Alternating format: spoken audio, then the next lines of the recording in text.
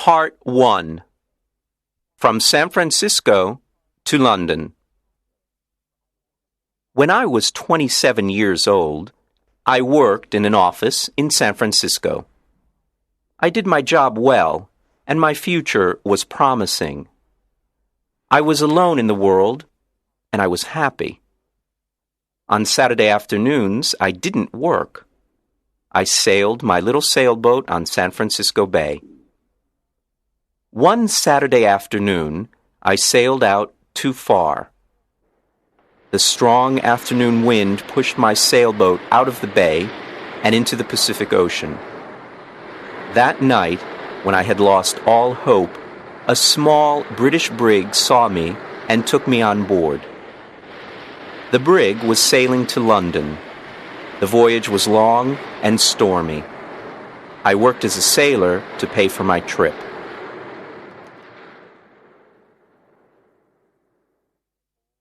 When I arrived in London, my clothes were old and dirty. I had only $1 in my pocket. With this dollar, I ate and slept for the first 24 hours. During the next 24 hours, I didn't eat and I didn't sleep. At about 10 o'clock the following morning, I went to Portland Place. I saw a child walking past holding a big pear. The child ate one small piece and then threw the pear onto the street. I stopped and looked at it. I was very hungry and I really wanted that pear. But every time I tried to get it, someone passed by and looked at me. I quickly turned in the other direction and waited for the person to pass by. I tried again and again to get that pear, but the same thing happened. I was desperate. I decided to get the pear and not to worry about the people who saw me. At that moment, a gentleman opened a window behind me and said, "Come in here, please." A well-dressed servant opened the door. He took me to a beautiful room. Here, two old gentlemen were sitting and discussing something important. Their breakfast was still on the table. I was very hungry, and I stared at their breakfast. I want to tell the reader that the two gentlemen had made a bet several days before. I knew nothing about the bet until later. Let me tell you what happened. Part 2. An Unusual Bet. The two old gentlemen were brothers. For several days they argued about a very strange subject. They decided to end their argument with a bet, as the English usually do. The following was the subject of the bet. The Bank of England issued 2 banknotes of £1 million each for a public transaction with a foreign country. England used one banknote, and the other remained in the bank. At this point, Brother A said to Brother B, "If an honest and intelligent stranger arrives in London without a friend and without money, except for the £1 million banknote, he will starve to death." Brother B answered, No, I don't agree. Brother A said, "If he goes to the bank or anywhere else to change this big note, the police will put him in prison. Everyone will think he stole it." They continued arguing for days until Brother B said, I'll bet £20,000 that the stranger will live for 30 days with the banknote and not go to prison. Brother A accepted the bet. He went to the bank and bought the £1 million banknote. After, he returned home and prepared a letter. Then the two brothers sat by the window and waited for the right man for the bet. They saw a lot of honest faces go by, but they were not intelligent enough. Several faces were intelligent, but they were not honest. A lot of faces were honest and intelligent, but they were not poor enough. Other faces were honest, intelligent, and poor, but they were not strangers. When they saw me from the window, they thought I was the right man. They asked me questions, and soon they knew my story. Finally, they told me I was the right man for the bet. I asked them to explain the bet. One of the gentlemen gave me an envelope. I wanted to open it, but he said, "No, don't open it now. Wait until you are in your hotel room. Then read it very carefully." I was confused, and I wanted to discuss the subject with them, but they didn't. I felt hurt because I was the subject of a joke. When I left their house, I looked for the pair on the street. It was gone. I was quite angry with those two gentlemen. Far from their house, I opened the envelope. I saw that there was money inside. I didn't stop to read their letter. I ran to the nearest eating place. I ate and ate and ate. At last, I took out the envelope with the money to pay for my meal. I looked at the banknote and almost fainted. It was a banknote worth $5 million. I was speechless. I stared at the banknote. The two gentlemen had made a big mistake. They probably wanted to give me a 1-pound banknote. I saw the owner of the eating place staring at the banknote too. We were both surprised. I did not know what to do or say, so I simply gave him the note and said, "Give me the change, please." The owner apologized 1,000 times. "I'm very sorry, but I can't change this banknote, sir." "I don't have any other money. Please, change this note," the owner then said. "You can pay for this food whenever you want, sir. I understand that you are a very rich gentleman. You like playing jokes on people by dressing like a poor man.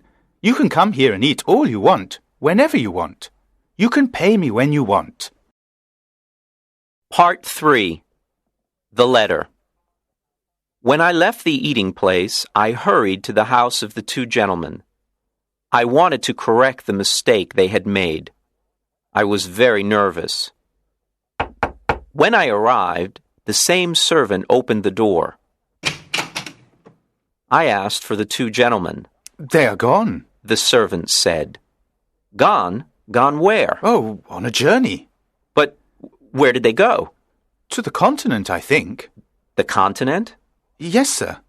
"When will they return?" "In a month." "A month? Oh, this is awful. How can I talk to them? It's extremely important." "I can't help you. I don't know where they are, sir." "Then I must see a member of the family." "All the family are away. They're in Egypt and India, I think." Before leaving, the two gentlemen made an enormous mistake. They will certainly return home tonight. Tell them that I came here to correct the mistake. I'll return tomorrow." "I'll tell them if I see them, but I won't see them.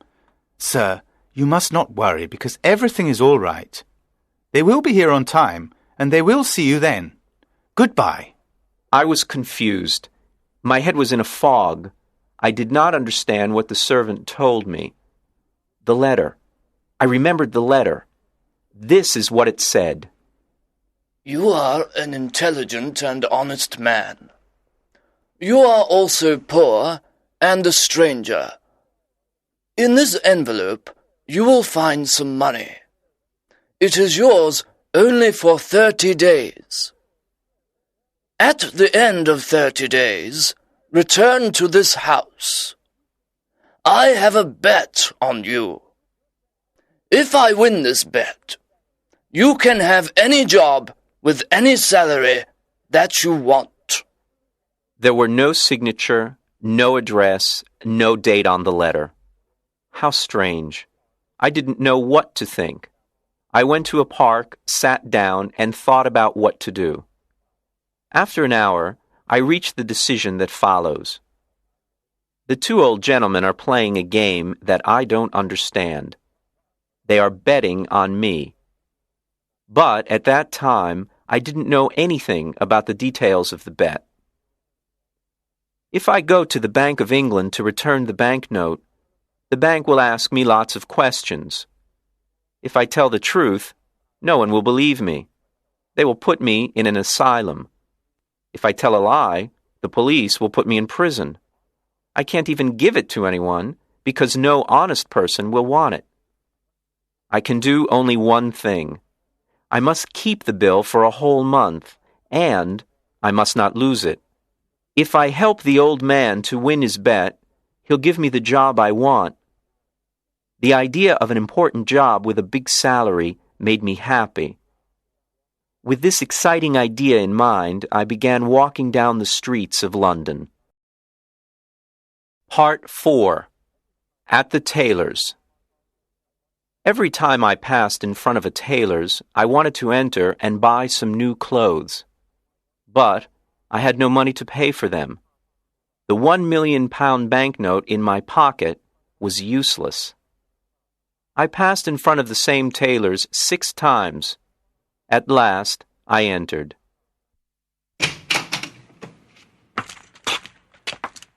I quietly asked if they had an old, unattractive suit that no one wanted to buy. The man I spoke to nodded his head, but he didn't speak. Then another man looked at me and nodded his head. I went to him, and he said, "One moment, please." After some time, he took me to a back room.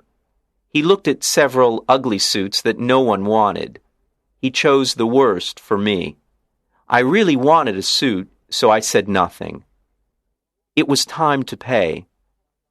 "Can you wait a few days for the money? I haven't got any small change with me." The man said, "Oh, you haven't? Well, I thought gentlemen like you carried large change." "My friend," I replied, "you can't judge a stranger by the clothes he wears. I can pay for this suit, but can you change a large banknote?" "Oh, of course we can change a large banknote," he said coldly. I gave him the banknote. He received it with a smile, a big smile that covered his face. When he read the banknote, his smile disappeared. The owner of the shop came over and asked me, What's the trouble? "There isn't any trouble. I'm waiting for my change." Come, give him his change, Todd, quickly. Todd answered. "It's easy to say, but look at the banknote." The owner looked at the banknote. Then he looked at my package with the ugly suit. Todd! He shouted. You're stupid! How can you sell this unattractive suit to a millionaire? Todd, you can't see the difference between a millionaire and a poor man. I apologize, sir. The owner continued. Please take off those things you are wearing and throw them in the fire. Put on this fine shirt and this handsome suit. It's perfect for you. Simple, but elegant. I told him I was very happy with the new suit. Oh, wait until you see what we can make for you in your size. Todd, bring a pen and a book. Let me measure your leg, your arm. I didn't have a moment to speak. The owner measured me. Then he ordered his tailors to make me morning suits, evening suits, shirts, coats, and other things. "But, my dear sir," I said, "I can order all these things only if you change my banknote, or if you can wait a while before I pay you." Wait a while? I'll wait forever. That's the word. Todd, send these things to the gentleman's address. Let the less important customers wait. "What's your address, sir?" "I'm changing my home. I'll come back and give you my new address," I replied. Quite right, sir, quite right. Let me show you to the door, sir. Good day, sir. Good day. Part 5. The Poor Millionaire. The impossible happened. I bought everything I wanted without money. I showed my banknote and asked for change, but every time the same thing happened. No one was able to change it. I bought all that I needed and all the luxuries that I wanted. I stayed at an expensive hotel in Hanover Square. I always had dinner at the hotel, but I preferred having breakfast at Harris's simple eating place. Harris's was the first place where I had a good meal with my £1 million note. That's where it all started. The news about me and my banknote was all over London. Harris's eating place became famous because I had breakfast there. Harris was happy with all his new customers. I lived like a rich, important man. I had money to spend. I lived in a dream. But often I said to myself, remember, this dream will end when the two men return to London. Everything will change. My story was in the newspapers. Everyone talked about the strange millionaire with the £1,000,000 note in his pocket. Punch magazine drew a funny picture of me on the front page. People talked about everything I did and about everything I said. They followed me in the streets. I kept my old clothes, and sometimes I wore them. It was fun when the shop owners thought I was poor. Then I showed them the banknote, and oh, how their faces changed. After 10 days in London, I went to visit the American ambassador. He was very happy to meet me. He invited me to a dinner party that evening. He told me that he knew my father from Yale University. He invited me to visit his home whenever I wanted. I was glad to have a new, important friend. I thought to myself, I'll need an important friend when the story of the £1,000,000 note and bet comes out. I want the reader to know that I plan to pay back all the shop owners who sold me things on credit. If I win the bet for the old gentleman, I thought, I will have an important job. With an important job, I will have a big salary. I planned to pay back everyone with my first year's salary. Part 6. The Dinner Party. There were 14 people at the dinner party. The Duke and Duchess of Shoreditch and their daughter, Lady Anne Grace Eleanor de Bowen, the Earl and Countess of Newgate, Viscount Cheapside, Lord and Lady Blatherskite, the ambassador, and his wife and daughter, and some other people. There was also a beautiful 22-year-old English girl named Portia Langham. I fell in love with her in 2 minutes, and she with me. After a while, the house servant presented another guest, Mr. Lloyd Hastings. When Mr. Hastings saw me, he said, I think I know you. Yes, you probably do. Are you the... Yes, I'm the strange millionaire with the £1,000,000 note in his pocket. Well, this is a surprise. I never thought you were the same Henry Adams from San Francisco. 6 months ago, you were working in the offices of Blake Hopkins in San Francisco. I remember clearly. You had a very small salary, and at night you helped me arrange the papers for the Gould and Curry Mining Company. Now you're a millionaire, a celebrity here in London. I can't believe it. How exciting. I can't believe it either, Lloyd. Just 3 months ago, we went to the Miners' Restaurant. No, it was the What Cheer restaurant. Right. It was the What Cheer. We went there at 2 o'clock in the morning. We had steak and coffee. That night, we worked for 6 long hours on the Gould and Curry Mining Company papers. Do you remember, Henry? I asked you to come to London with me. I wanted you to help me sell the Gould and Curry gold mine shares, but you refused. Of course I remember. I didn't want to leave my job in San Francisco. And I still think it's difficult to sell shares of a California gold mine here in London. You were right, Henry. You were so right, It is impossible to sell these shares here in London. My plan failed and I spent all my money. I don't want to talk about it. But you must talk about it. When we leave the dinner party, you must tell me what happened. Oh, can I? I really need to talk to a friend, Lloyd said with water in his eyes.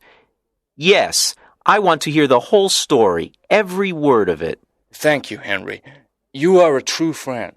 At this point, it was time for dinner. Thanks to the English system of precedence, there was no dinner.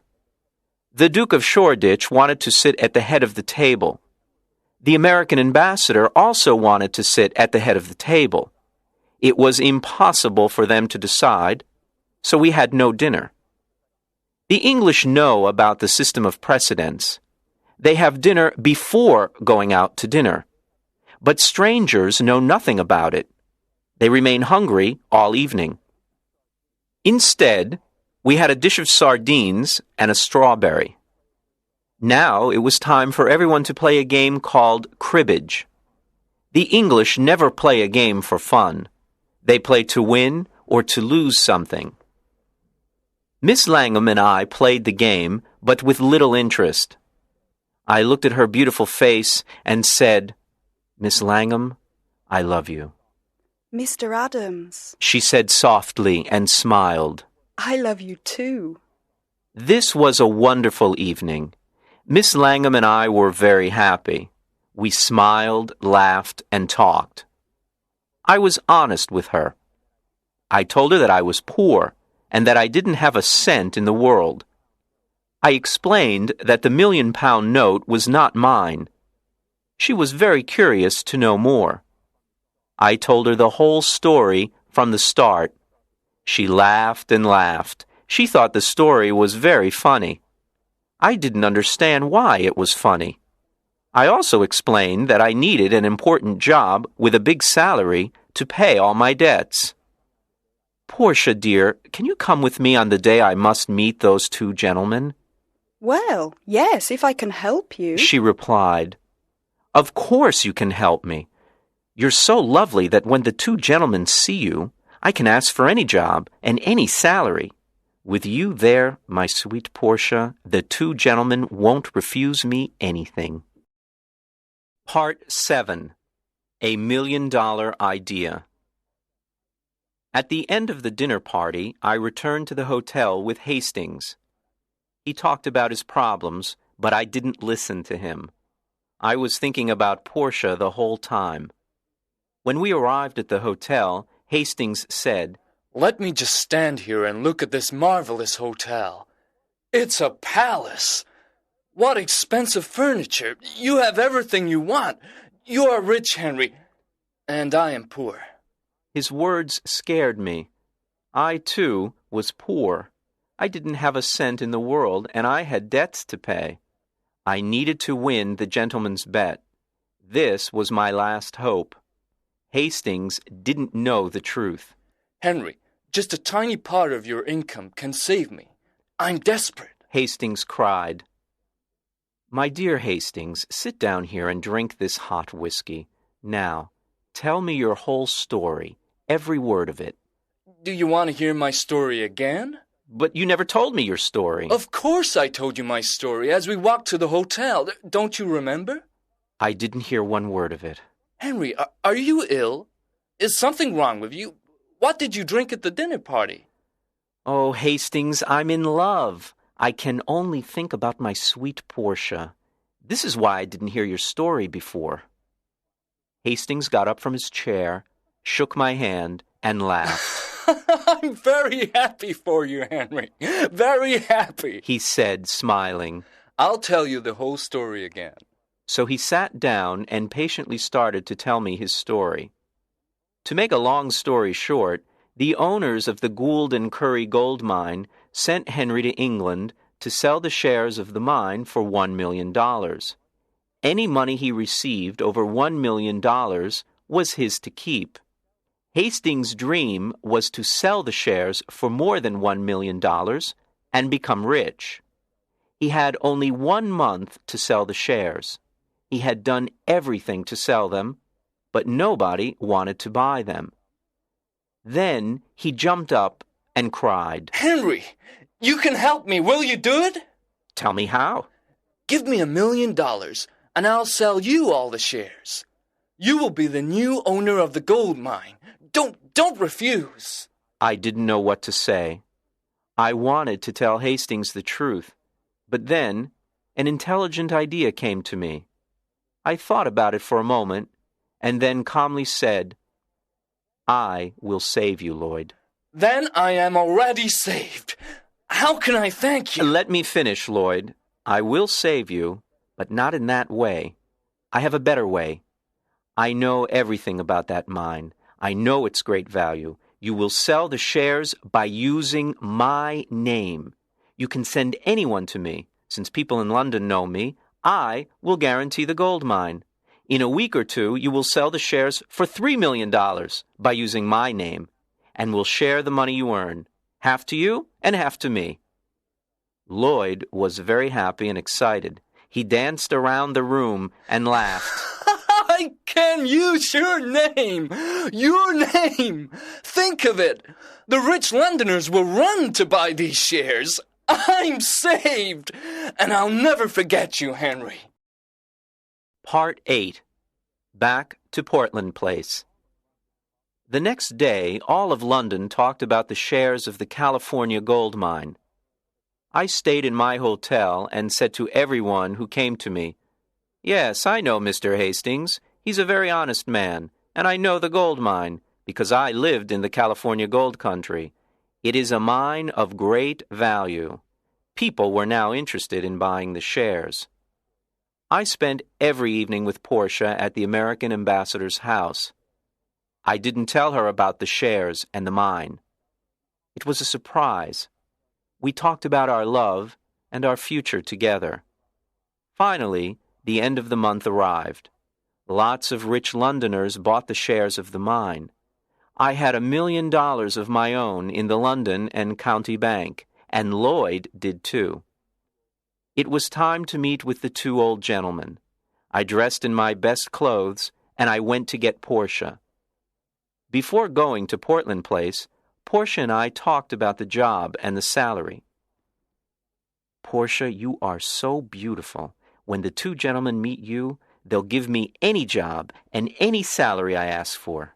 Henry, please remember that if we ask for too much, we will get nothing. Then what will happen to us? Don't be afraid, Portia. When we arrived, the same servant opened the door. There were the two old gentlemen having tea. They were surprised to see Portia. I introduced her to them. Then I said, "Gentlemen, I am ready to report to you." We are pleased to hear this, said one gentleman. Now we can decide the bet that my brother Abel and I made. If you won for me, you can have any job in my power. Do you have the £1 million note? "Here it is, sir," and I gave it to him. "I won!" he shouted. Now what do you say, Abel? I say he survived, and I lost £20,000. I can't believe it. "I have more to tell you," I said. "But it's a long story. I'll tell you another time. For now, look at this." What? A certificate of deposit for £200,000? Is it yours? "It's mine. I earned it by using the banknote you lent me for a month." This is astonishing. I can't believe it. Portia looked at me with surprise and said, Henry, is that really your money? You didn't tell me the truth. "No, I didn't, but I know you'll forgive me." Don't be so sure. You told me a lie, Henry. "Dearest Portia, it was only for fun. Come, let's go now," But wait! my gentleman said. I want to give you the job and the salary you choose. Thank you with all my heart, but I don't want the job." Henry, you didn't thank the good gentleman in the right way. Can I do it for you? Portia said. "Of course you can, my dear." Portia walked to my gentleman, sat on his lap, and kissed him on the mouth. Then the two old gentlemen shouted and laughed. I was amazed. What was happening? Papa, said Portia. Henry doesn't want your job. I feel very hurt. Darling, is that your father? I asked. Yes, he's my stepfather, a dear man. Now do you understand why I laughed when you told me your story? My dearest sir, I said, I want to take back what I said. There is a job that I want. Tell me. I want the job of son-in-law. Well. But you were never a son-in-law before. Do you know how to do this job? Try me, please. Try me for 30 or 40 years, and if... All right. Take her. Were Portia and I happy? There aren't enough words in the dictionary to describe our happiness. When the Londoners heard the whole story of my adventures with the banknote, they talked of nothing else. Portia's father took the banknote back to the Bank of England and cashed it. Then he gave us the cancelled banknote as a wedding present. We put it in a picture frame and hung it on the wall in our new home. And so, I always say, yes, it's a £1,000,000 banknote, but it only bought one thing in its life, the most valuable thing in the world, Portia.